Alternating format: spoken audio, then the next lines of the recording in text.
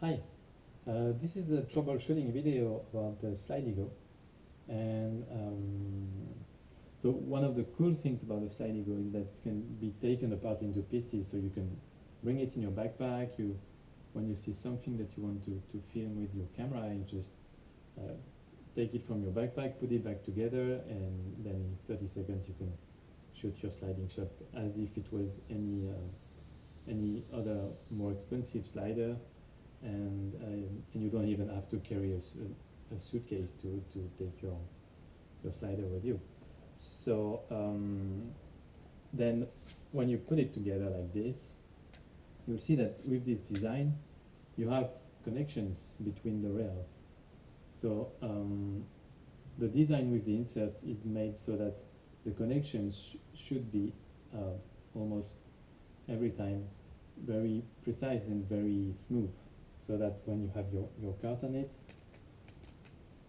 it rides exactly as if there was no connection. But sometimes it can happen that on the connection you will have a little bump, which means that the connection is not perfectly aligned. And then check your video and see if when it goes over the connection it makes a small bump. And in this case there are a few things you can do about that. So the first thing you can do is just check the connection with your finger like this and see if there is any difference of level, if one rail is higher than the other one, or if it's twisted. Most of the time it's because it's twisted a little bit, so you have it lower here and higher here, and then the opposite on the other side. And then what you will do is just twist it on the other side, so it just makes it smoother. So that's the first thing you can do about that, and most of the time it will solve the issue. So it's really something very quick to do, very easy. It's just that you need to know how to do it. So just twist a little bit, and then that's fine. Then there's another possibility, which is take the cart out of the slider, and you see here these ball bearings. These are the ones that go on the side.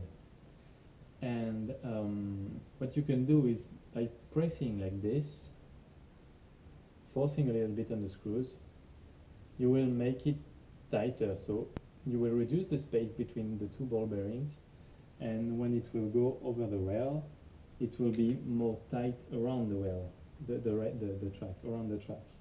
So here it's tighter, so it will not slide very fast.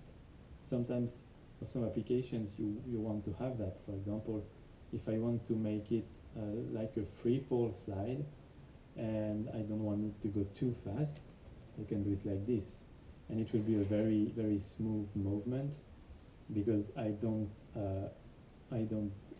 touch it with my body. It just makes free fall like this, and the more you tighten it, the slower it will go.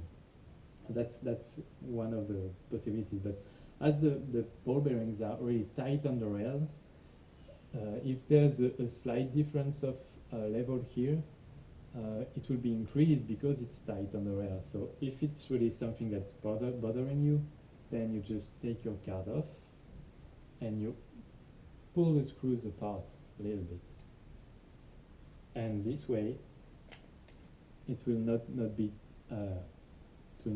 as tight as before, and then you will not see the here I've pulled it a little bit too much. So you still want the ball bearings to touch the side of the rail. Yeah, like this. And here, because it's not as tight as before, it will not you will not feel the bump as much as before. So probably it will solve the problem also, because here you don't see it bumping. So that's another possibility.